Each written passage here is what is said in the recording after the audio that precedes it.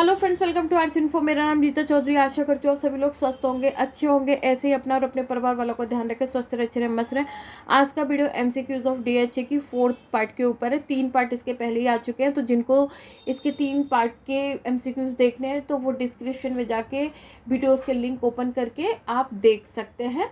इसके अलावा other videos भी देखना चाहते हैं तो अदर वीडियोस के भी लिंक मैंने डिस्क्रिप्शन में दिए हुए हैं, लेकिन फुल वीडियोस के नहीं, क्योंकि डिस्क्रिप्शन बॉक्स में इतना स्पेस नहीं बचता है। और साथ के साथ मैं बता दूं कि अगर आप डायलिसिस में कुछ भी करना चाहते हैं, किसी एग्ज़ाम को देना चाहते हैं या फिर इंटरव्यू की प्रिपरेशन कर रहे हैं, तो टेलीग्राम चैनल ज़रूर ज्वाइन करिएगा।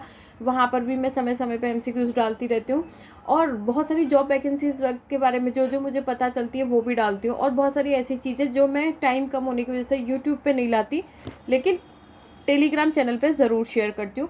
और शॉर्ट वीडियो के लिए आप इंस्टाग्राम ज्वाइन कर सकते हैं। तो देर ना करते हुए आज का वीडियो शुरू करते हैं। सबसे फर्स्ट क्वेश्चन है, haemodialysis patient has a newly created left arm fistula. The nurse monitor the affected extremity for which sign and symptom that indicate a complication related to Stilling syndrome. तो इसका जो हिंदी में मैं बता देती हूँ कि एक पेशेंट है, हीमोडायलिसिस का पेशेंट है, जिसने लेफ्ट आर्म में क्या बनवाया है, फिस्टुला बनवाया है। लेकिन नर्स क्या नोटिस कर रही है कि ये जो फिस्टुला बना है ये कहीं कहीं जो हाथ है वो कहीं ना कहीं इफेक्टेड हो रहा है, मतलब प्रभावित हो रहा है किसी चीज़ से, और वो देख के पता कर रही है कि शायद इस पेशेंट को स्टीलिंग सिंड्रोम है। अब वो कैसे इस चीज़ को इंडिकेट करेगी, बताएगी कि उसे क्या साइन और सिम्टम दिखाई दे रहे होंगे या क्या उसे ऐसे लक्षण दिखाई दे रहे होंगे जिसके आधार पर वो पेशेंट को बोलेगी कि भाई तुमको स्टीलिंग सिंड्रोम हो चुका है फिस्टुला बनवाने के बाद में। तो देखिए जो इसका आंसर होगा वो क्या होगा, सॉरी, इसका जो आंसर होगा वो होगा डी। अगर नर्स को लग रहा है कि फिस्टुला बनवाने के बाद में इस हार्ट का जो कंडीशन है वो कैसा है, पीलापन है, पालर है, पीलापन का दिखाई दे रहा है, पल्स जो है वो कम चल रही है और पेन भी हो रहा है हाथ में, तो इस बेस पे नर्स बोलेगी कि आपको स्टील सिंड्रोम हो चुका है। ठीक है, ये वाला स्टीलिंग सिंड्रोम हो चुका है। नाउ यहाँ पे मैंने स्टीलिंग सिंड्रोम के बारे में दिया भी हुआ है, तो आप चाहें तो ये स्टीलिंग सिंड्रोम के बारे में पढ़ भी सकते हैं। अब आता है second question, a nurse is working on a renal unit in a local hospital. एक नर्स है जो कि लोकल हॉस्पिटल में रीनल यूनिट में वर्क करती है। The nurse interrupt the tells which patient renal failure is best suited for peritoneal dialysis as a treatment option.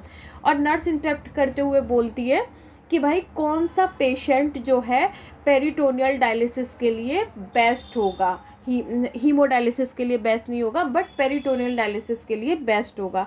तो इसका जो आंसर है वो क्या होगा, ए patient with severe congestive heart failure.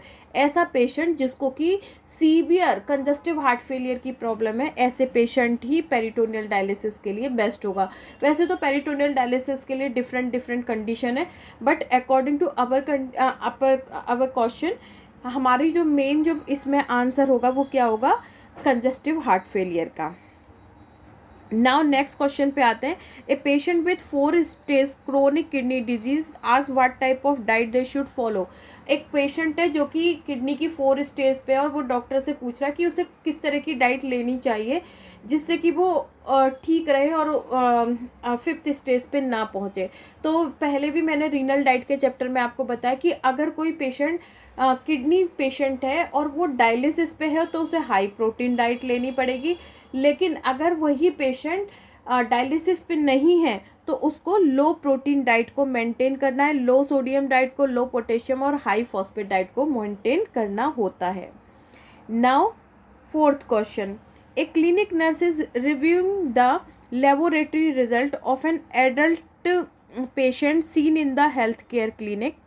The nurse determined that the blood urea nitrogen level is normal if which of the following is noted on the laboratory result. मतलब क्या है कि एक क्लिनिक में नर्स जो है काम कर रही है और वो एक एडल्ट पर्सन है, वयस्क पर्सन है, उसकी जो लेबोरेटरी रिजल्ट है उसको देख रही है। ठीक है, तो वो बोल रही है कि किस आधार पर वो ये बताएगी कि ये जो ब्लड यूरिया नाइट्रोजन का जो लेवल है उसका ठीक है, क्या वैल्यू देखकर वो बताएगी। तो देखिए आंसर होगा बी। आंसर क्या होगा, बी।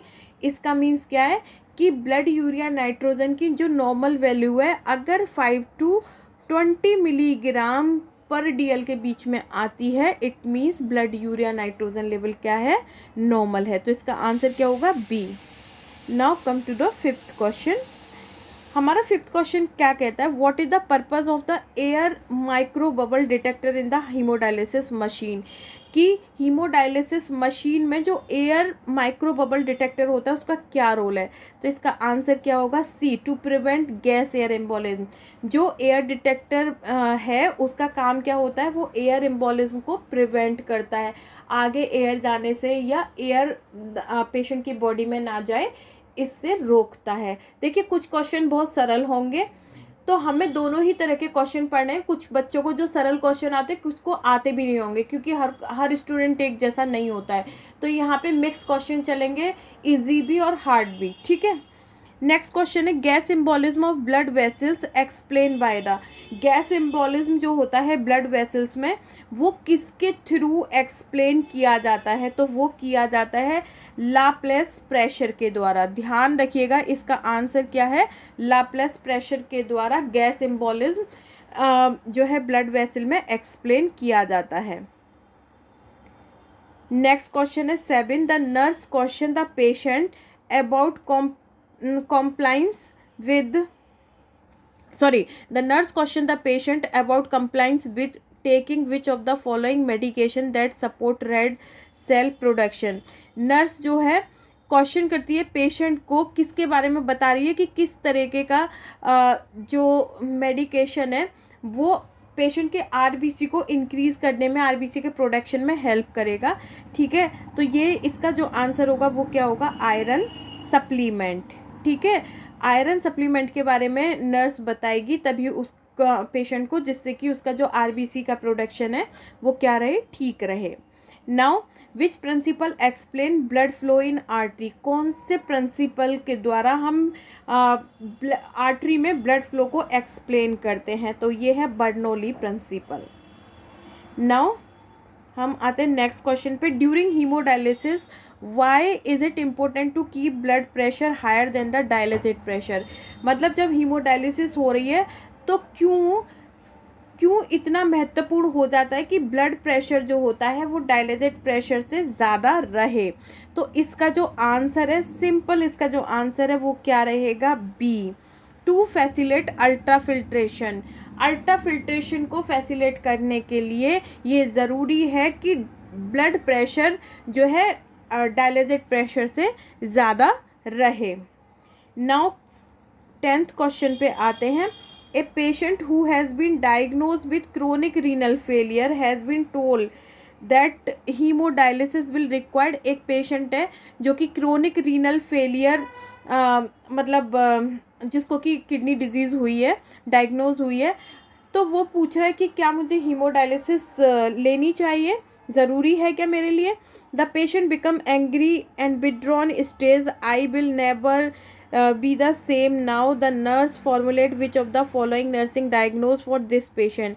अब वो पेशेंट जो है बड़ा ही एंग्री हो रहा है और सब कुछ हो रहा है, तो इस सब के दौरान नर्स क्या देखेगी, कैसे उसको पता करेगी कि पेशेंट परेशान है या क्या है। तो इसमें जो आंसर होगा वो क्या होगा, डिस्टर्ब बॉडी इमेज। नर्स को क्या देखना होगा, उसकी बॉडी इमेज को देखना होगा कि ये जो पेशेंट हमने जब उसे बता दिया तो पेशेंट की जो बॉडी इमेज है वो किस तरीके से अपने पोस्चर कर रहा है, क्या है, घबराया हुआ है या फिर एंगरनेस दिखा रहा है, क्या कर रहा है, ठीक है। तो इसका जो आंसर होगा वो क्या होगा, सी। तो ये था आज का वीडियो। अगले वीडियो पे अदर नेक्स्ट क्वेश्चन लेकर आएंगे। Thank you. और अगर ये वीडियो अच्छा लगे तो प्लीज़ लाइक करें, शेयर करें, कमेंट्स करें, चैनल को सब्सक्राइब करना ना भूलें।